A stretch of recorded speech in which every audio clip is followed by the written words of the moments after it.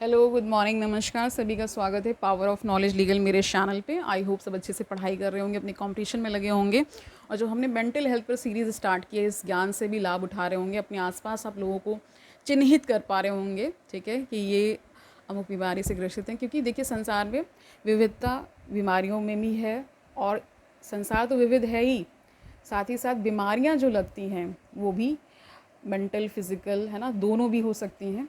तो हम mental health पे अवेयरनेस क्रिएट कर रहे हैं वीडियोस के माध्यम से। आज जो हम विषय लेकर के आए हैं वो है बेचैनी के कारण लकवाग्रस्त, यानी कि बेचैनी के कारण पैरालिसिस तक हो सकता है, ठीक है।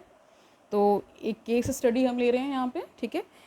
37 वर्षीय एबीगेल ने मुझे रीडिंग के लिए बुलाया। वह नए अवसाद और लकवाग्रस्त करने वाली बेचैनी से पीड़ित थी, ठीक है। अंतर्ज्ञान अध्ययन जानिए इसमें क्या है। एबीगेल टूटे रिश्तों की शिकार लगती थी।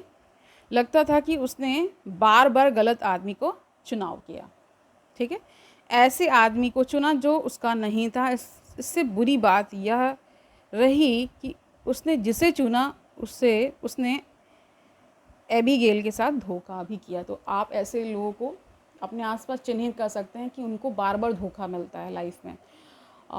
वो किसी भी प्रेम प्रसंग में जाते हैं, वहाँ उनको धोखा मिलता है। वो कोई व्यवसाय करते हैं, उनको वहाँ धोखा मिलता है, ठीक है। और वो कुछ भी करने जाते हैं तो उनके जीवन में धोखा ही धोखा घटित होता रहता है, ठीक है। एबीगेल का मस्तिष्क और शरीर लगातार असफल रिश्तों के कारण अवसाद से पूरी तरह से भरे थे। तो इसके कारण भी अवसाद आ रहा था, क्योंकि बार बार उनको धोखा मिल रहा था। हालांकि वह घबराहट एवं बेचैनी से पीड़ित थी और उसे कुछ ऐसी भी आशंका थी कि अगला रिश्ता भी उसके जीवन में इसी तरह की कोई त्रासदी लेकर आएगा। त्रासदी यानी क्राइसिस लेकर के आएगा। तो आप ऐसे अपने आसपास लोगों को देख रहे होंगे। देखिए, हर इंडस्ट्री, कोई भी आप जीवन क्षेत्र उठा लीजिए, वहाँ पे धोखे मिलते ही मिलते हैं।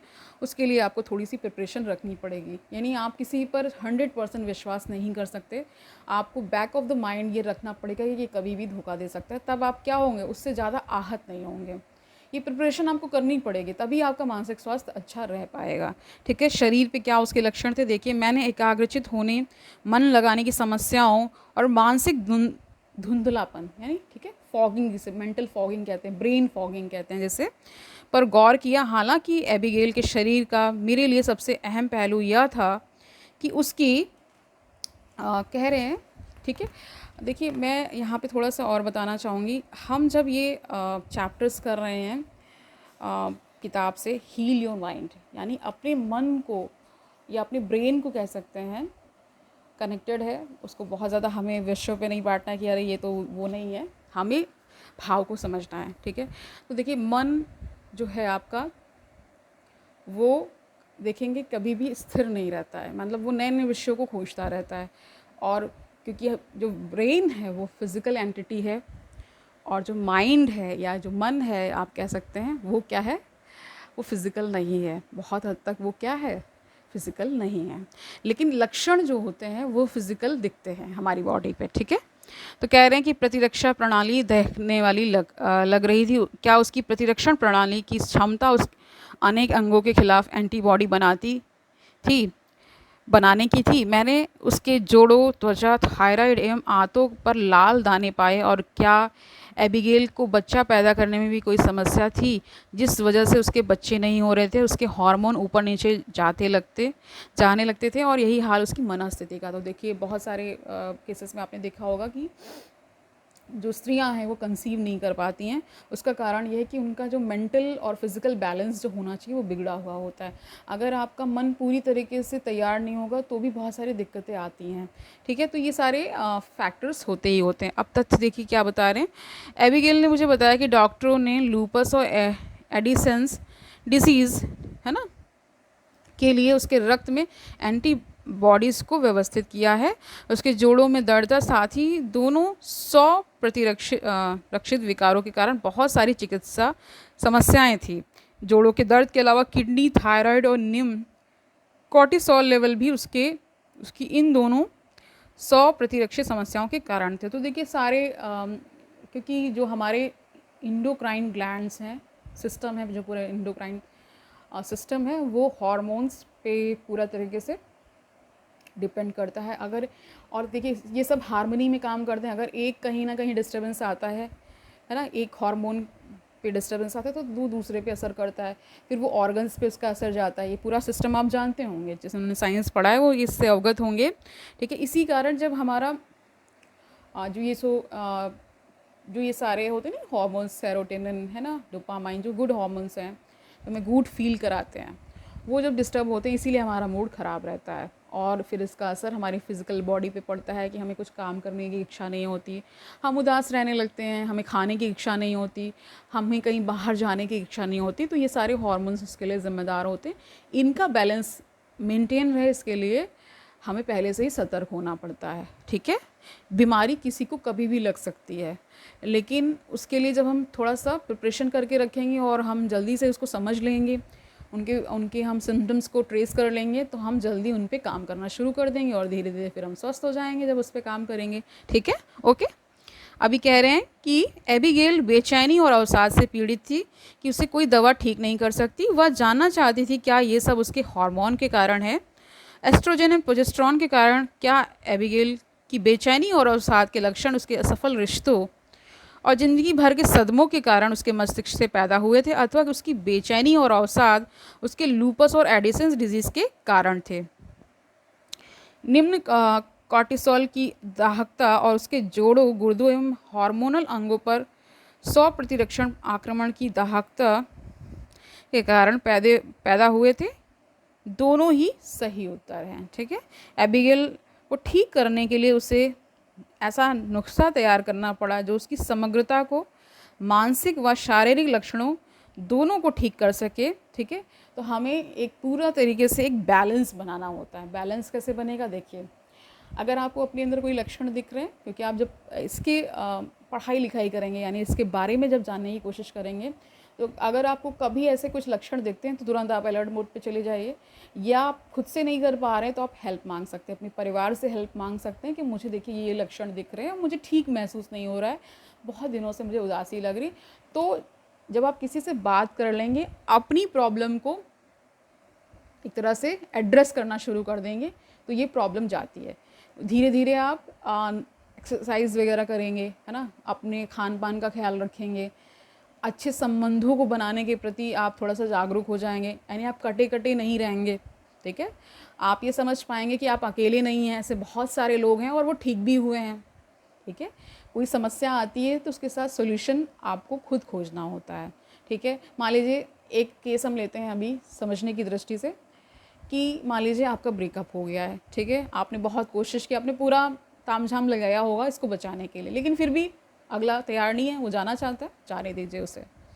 ठीक है, बांध कर नहीं रखना है। ठीक है, उससे अपने आप को भी नहीं बांध लेना है, क्योंकि हर इंसान यहाँ जो आपको दिखता है वो अपनी कह सकते हैं स्वतंत्र यात्रा पर है।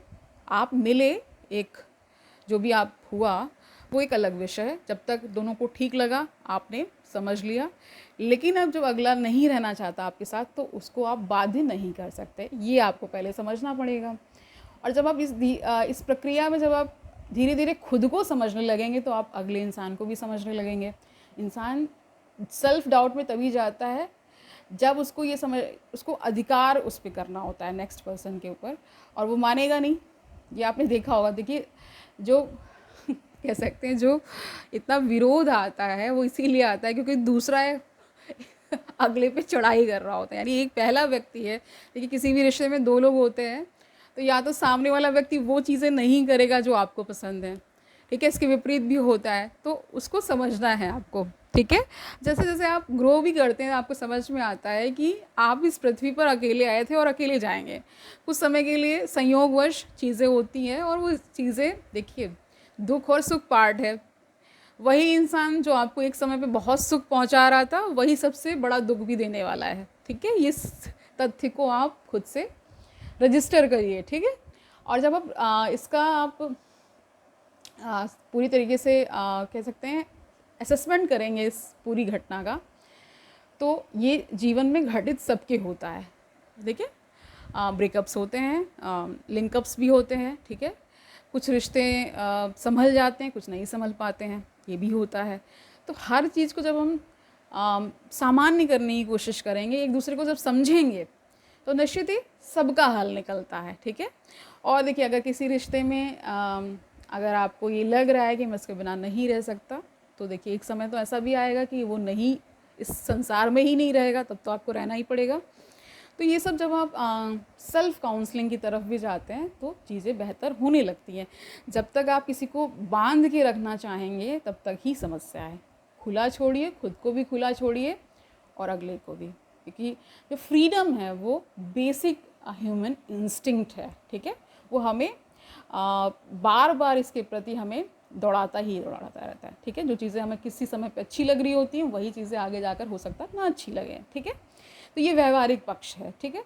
और देखिए, आज जो हमने विषय लिया है उसमें ये है कि देखिए, जब आपका मेंटल बैलेंस बिगड़ता है, वैसे तो पैरालिसिस का कोई एक कारण नहीं होता, बहुत सारे इसमें कारण होते हैं और साइंस अभी तक इतना एडवांस नहीं हो पाया या इसके प्रति उतना रिसर्च हो रहा होगा ज़रूर, ये मैं मान के चल रही हूँ, लेकिन अभी हम किसी कंक्लूजन पर नहीं पहुँचे कि अमुक इस कारण से ही होता होगा।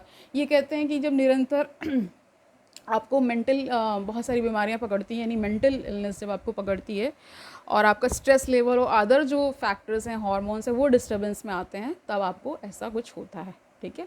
बहुत ज़्यादा लोग जो स्मोक करते हैं,